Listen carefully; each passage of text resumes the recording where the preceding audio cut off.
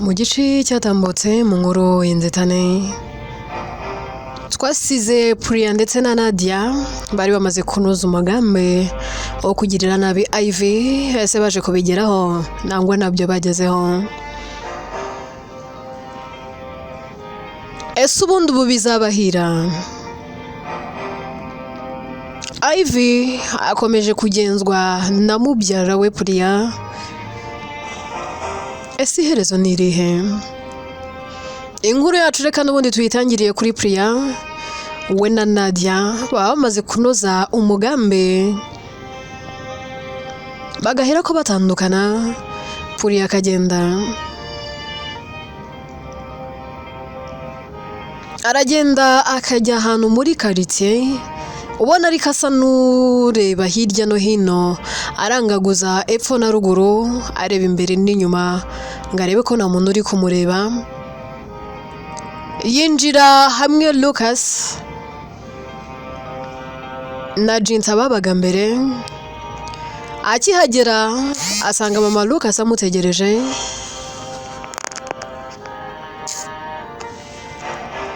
Ahera ko amuramutsa akamubwira ati suraho mukobwa mwiza, uraho mukobwa wanjye, wari umaze igihe kinini utansura. Priya aterega nyogoko, rimwe na rimwe mba nabuze nuko ntoroka ruriya rugo. So ubizi se amategeko yaho? Uriya mukazana wawe ugize ngo aba yoroshye? Undi ati se n'ubu ngubu rwose Jinta arakigira nabi? Priya ati ahubwo biri ubu ngubu. Ubwo uzi buriya? Simbizi pe, sinzi uko nakubwira. Aho kumva noneho kuva umukobwa wabo yapfusha ubukwe, mu rugo habaye ibintu utamenya ukuntu bimeze, ntibakivuga, ubona buri muntu asa naho yihebye.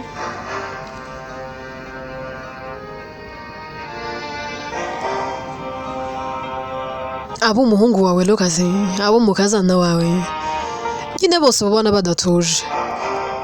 Ibaze ko bose basigaye bicara mu sitting room bakarya ntawe uvuga. Cyaze nyine byahise binyereka ko bakundaga Ivy cyane. Nyine biratangaje, aho nyine nanone nta birenze. Gusa ntago byoroshye. Njye narumiwe.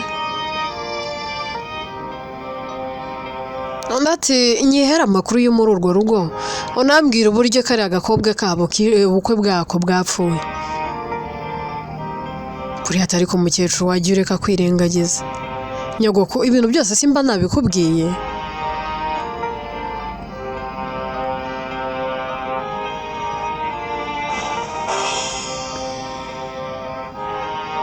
Njyewe amakuru mba nayaguhaye gatanu ku kandi.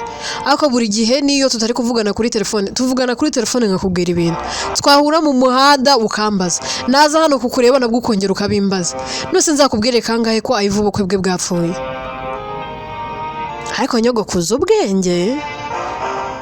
Uzi ko utuntu twinshi ngenda nkora rimwe na rimwe mba nashyizemo ubwana, ariko iyo nkubwiye imigambi yanjye yose uhita neza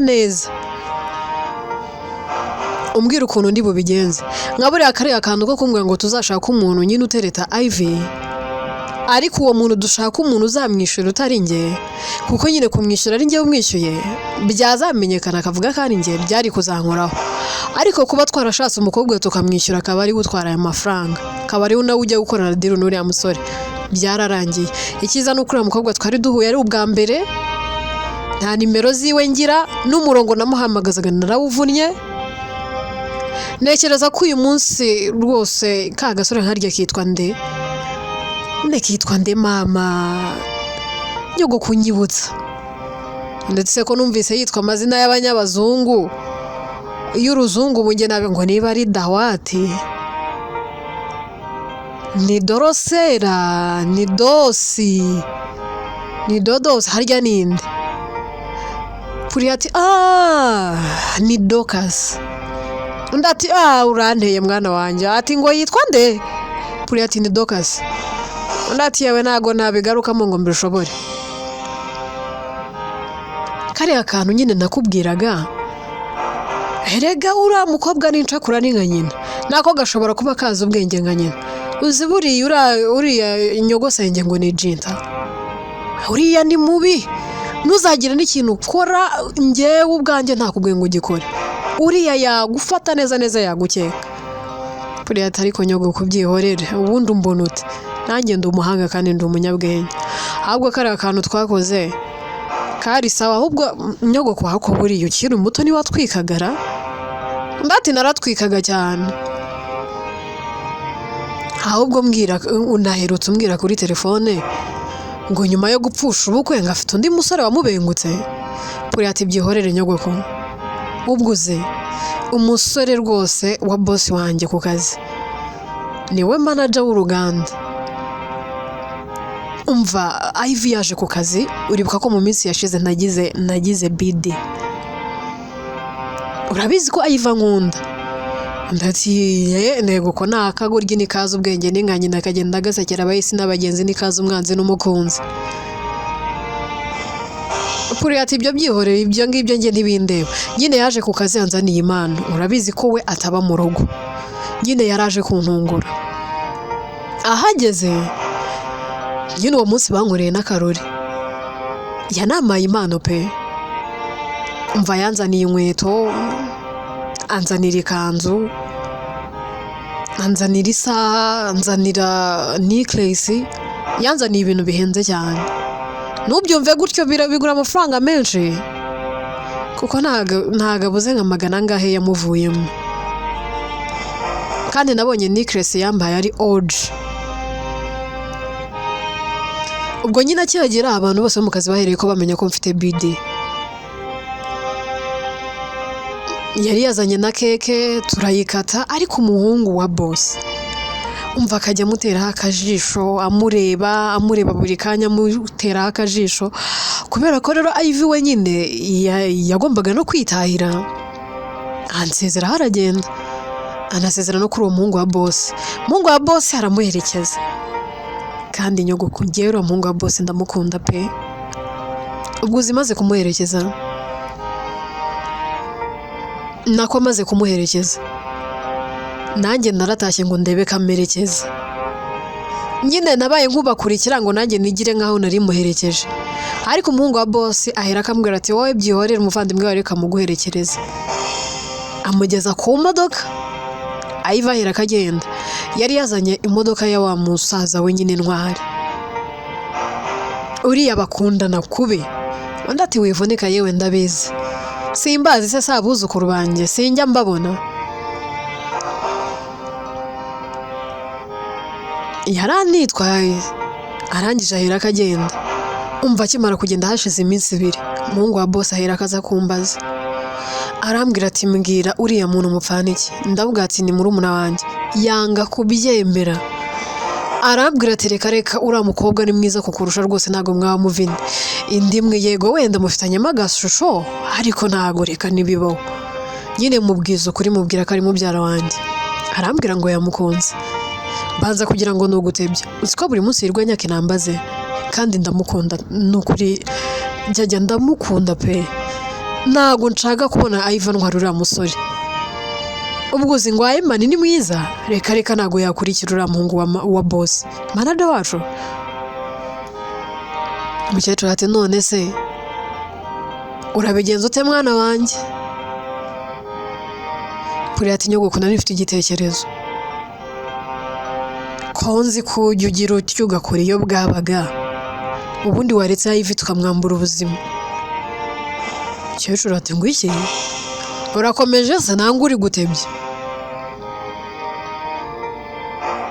kuri ati nangwa sorry mukecuru basi mbabarira nari nibagiwe ko ari umwuzukuru wawe ngiye kwambura ubuzima undahera akaseka undati reka ntago mbikubashije kubera ko mfitiye igihunga cy'uko ari umwuzukuru iwabo banze kansura aheruka hano akiri muto ariko kuva yamenye ubwenge niba iwabo baramubwiye ko ndi iki umva ntajya akandagira na hano none ubwo ngubwo wowe uritera ukambwira ngo iki ahubwo iyo aba wabikoraga mu gitondo none se ahubwo ko mutabana uzamurimbura uti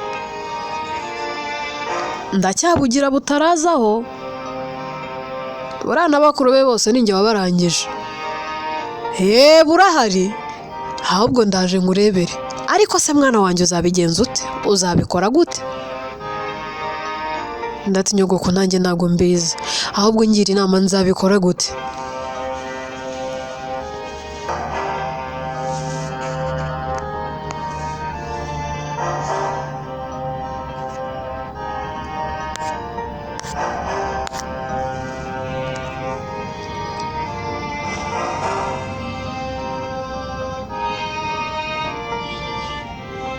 Undi ati rero sinzi uko uri bubigenze, ariko ugomba ukora uko ushoboye ubikore.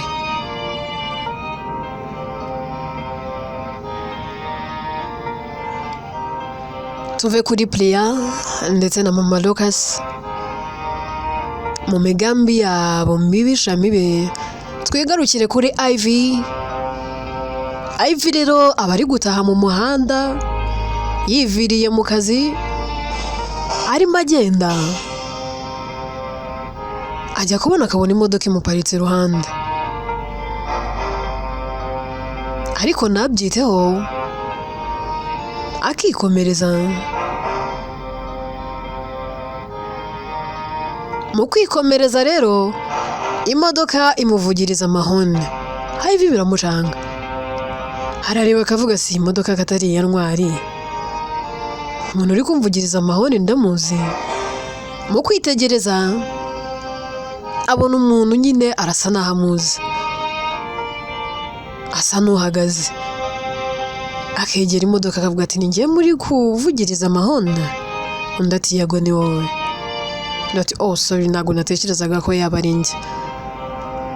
Undi ati niba tutabagoye se mwakwinjira mu modoka? Ivy ati se nari ntashye, ntabwo sinzi ko byankundira.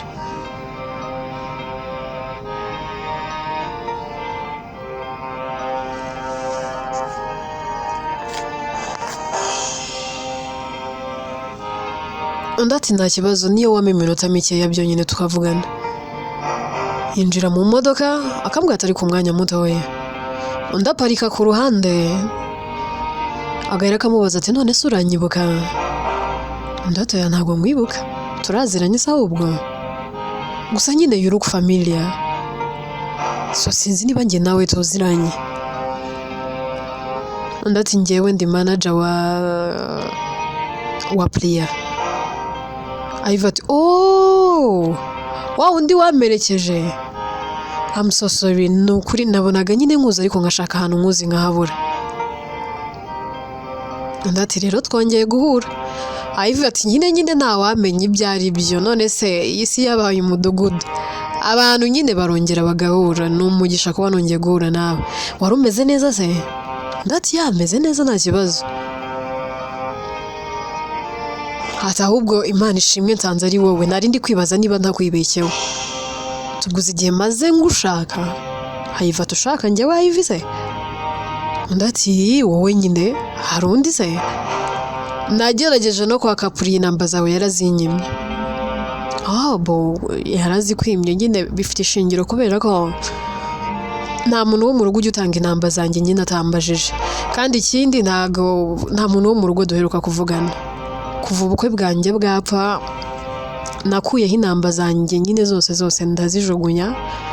Ubu ngubu mfite telefone nshya, ntekereza ko nyine nawe adafite inamba zanjye, yakabaye yarabimbwiye. Ahubwo ubwo ngubwo ashobora kuba afite inamba yanjye ya kera, iyo ubu ngubu nta muntu wo mu rugo uyifite. Ndati ntabwo mbyumva neza. Gute se kandi? Ndati ariko by the way amazina yanjye se urayazi? Ndati yandakuzi witwa Ivy, ko amazina yawe nayabajije Priya. Ahubwo wenda ahantu ikibazo cyaba kiri nuko wenda njyewe ntabwo uzi uko nitwa. Ndati ntabwo amazina yawe ntabwo nyazi, nyine ubu ngubu nyine turi kuganira ariko nyine ntabwo nzi ukuntu witwa, ubwo niba nakugoye wambwira uko witwa nanjye nkakumenya.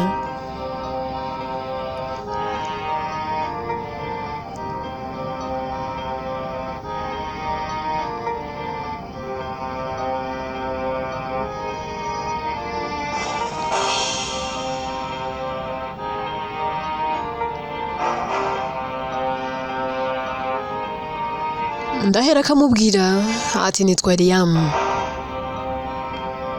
Ndati wow, byiza kukumenya Liam.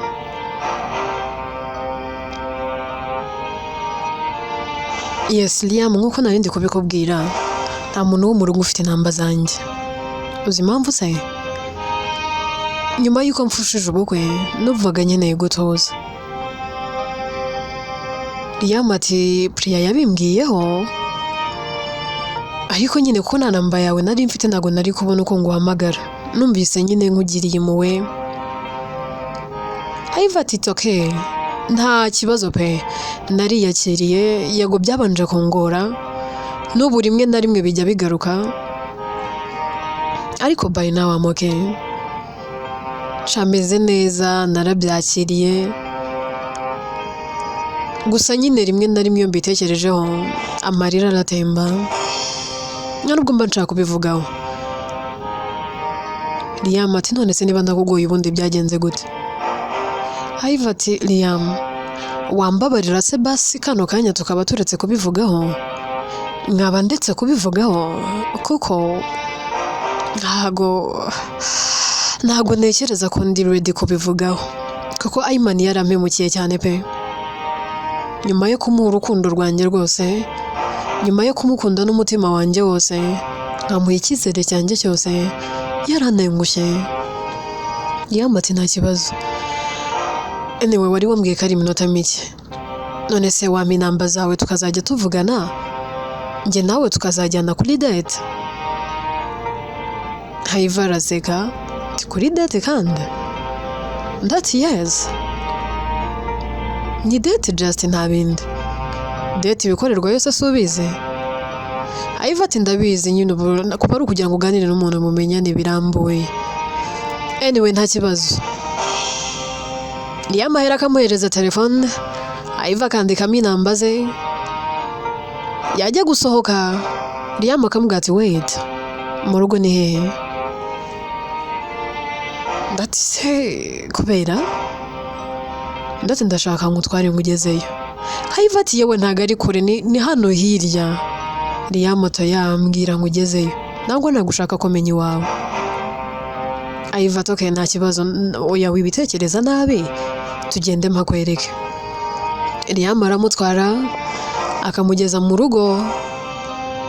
Bakigera mu rugo, Liam ahera akasohoka kamufungurira umuryango, ibintu Ivy aba adaheruka. Areba ukuntu Liam amwitayeho, kabitekereza ariko nabitindeho.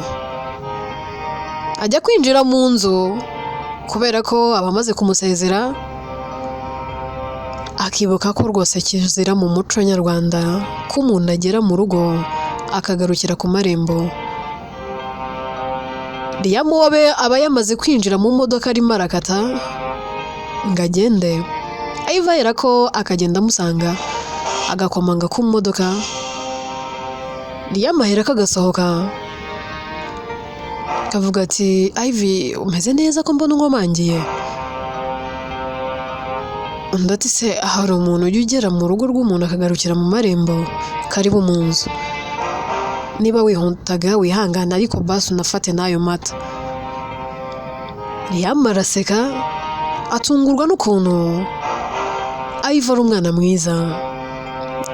Ahabwa karibu akinjira, Ivy aramwakira kamuha amata. Bakiri aho Ntwari ahera ko yinjira, aza rwose nk'iyagatera, aza ahamagara ati babe weyu. Ivy rwose nawe aza mukavuye kenshi akambwira ati ariko ntukansakurize, jya uza uvuga gakeya, ntukaze unkangura nsanze iwanjye. Ntwari ati ariko ntubizi ko ngufiteho uburenganzira busesuye?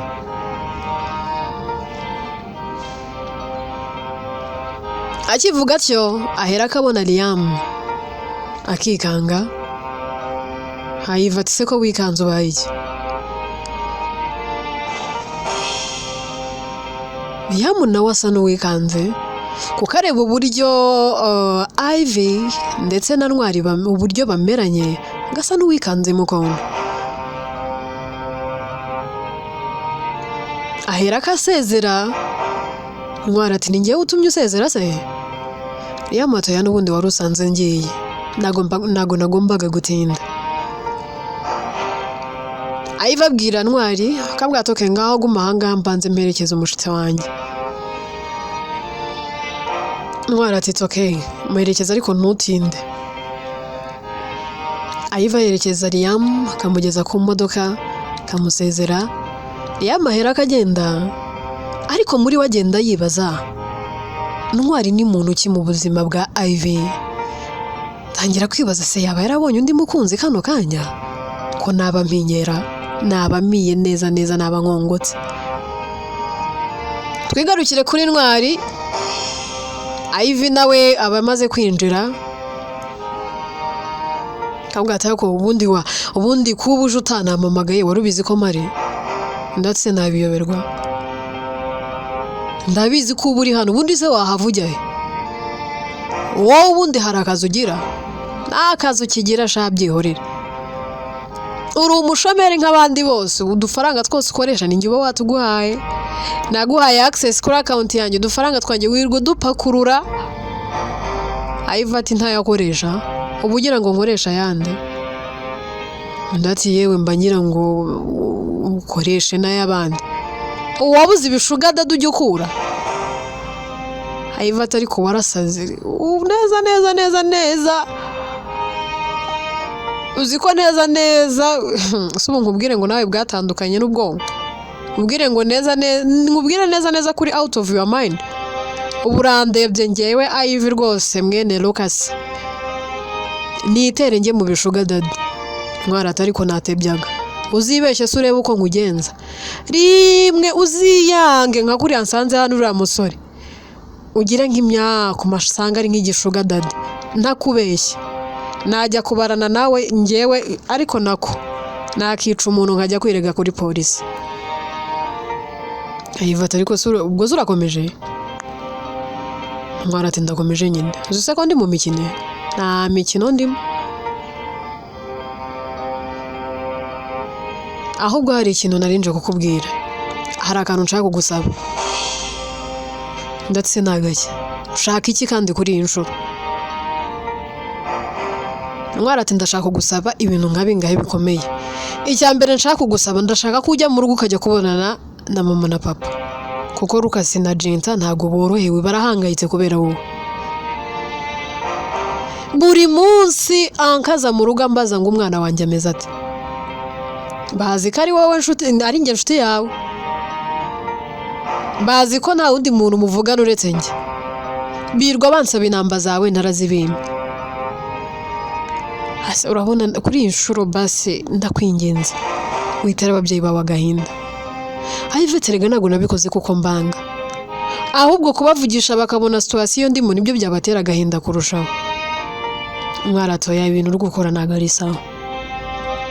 Ikindi cya kabiri, Rayira arenda kunyica. Iva ati Rayira we. Sigaye ufite agakobwa muteretana se? Mwarata ariko warasaze. Rayira mvuga ni mama. Iva ati ahubwo ni we musazi. Nose iyo umbwira uti mama ukareka kumbwira ngo Rayira. Yenda kukwica se wakoze iki? Nyine nawe ntago anyoroheye ahora mbaza buri munsi bahora bambwira ngo nzabazane tugusura. Iva ati ntacyo niba ari ibyo ngibyo uri kunsaba ndabyemeye, inama uzazibahe nabo bo bazansura. Ndati noneho hari ikindi kintu nshaka kugusaba. Hari umuntu nshaka kuguhuza nawe. Iva ati umuntu ushaka kumuhuza nawe? Umuntu ninde? Asata teyate. Uraduhuza mu buhe buryo? Uramuhuza nanjye nkande nk'iki kuri njye? Ndati nyine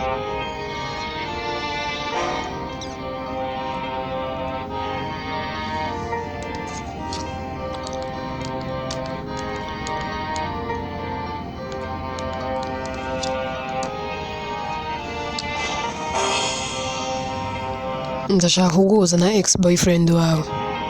Iva tugeze ngo iki? Ex-boyfriend wanjye wowe.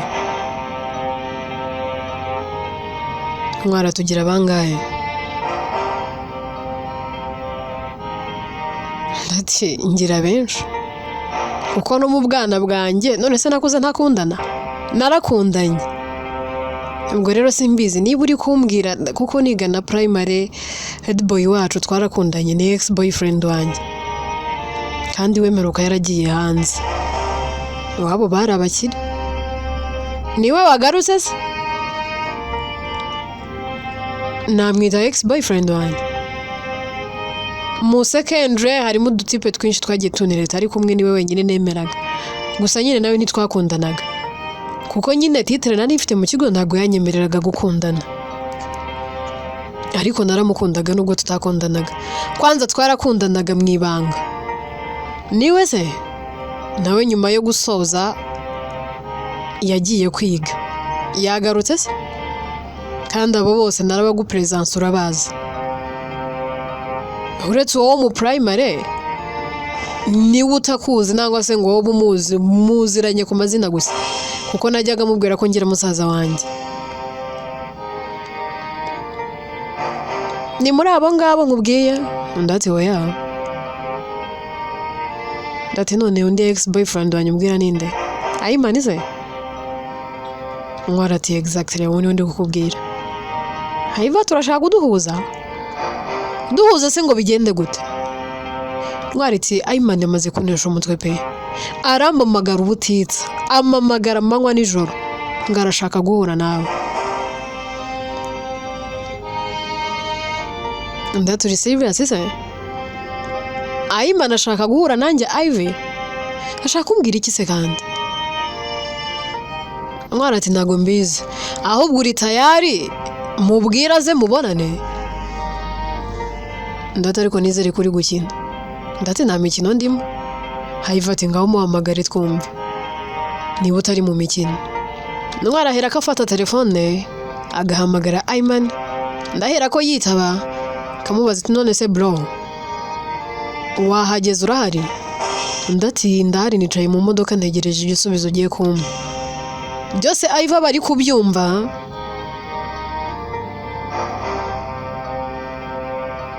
yumva ibyo bari kuvugana mwarahera akabwira Ayimani kabwa atoke nari binoneho karibu mu rugo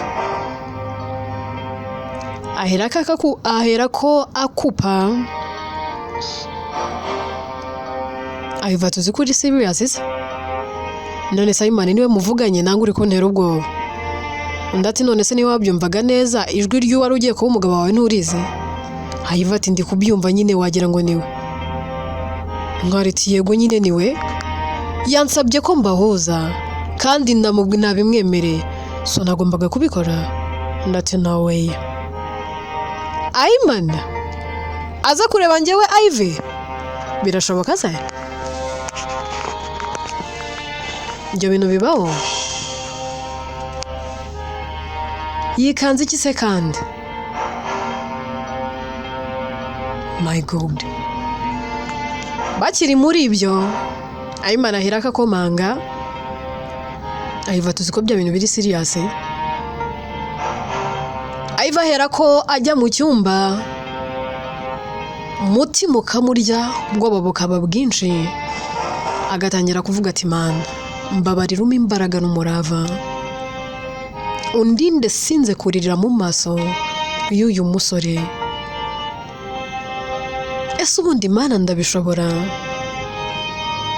ubundi se ndabigenza nte ako se ubundi aje kumbwira iki aje kunyibutsa ko yambenze aje kunyibutsa yuko atakinkunda aje kumbwira iki mana ubundi Ayimani aje gukora iki mu buzima bwanjye koko mana ubundi kucyimbyemeye numvaga ntashaka kongera kumubona mu maso yanjye ariko nanone ndacyamukunda none ariteye aje hano ibi ni biki bigiye kumbaho koko ese ndasohoka ndebane nawe mu maso mana ndavuga iki koko mana ntabwo ndakomera ibi ni iki koko mana iki gikombe cy'indenzi inkuru yacu reka tuyisubikire ahangaha ese Ayva arabona imbaraga zivugisha Ayimani nangwa nazari bubone Ayimani se we niki kimuzanye byose ni mu bice bizakurikira inkuru yitwa inzitane njyewe nitwa Atete njye uyandika kandi ni nanjye wibagezaho.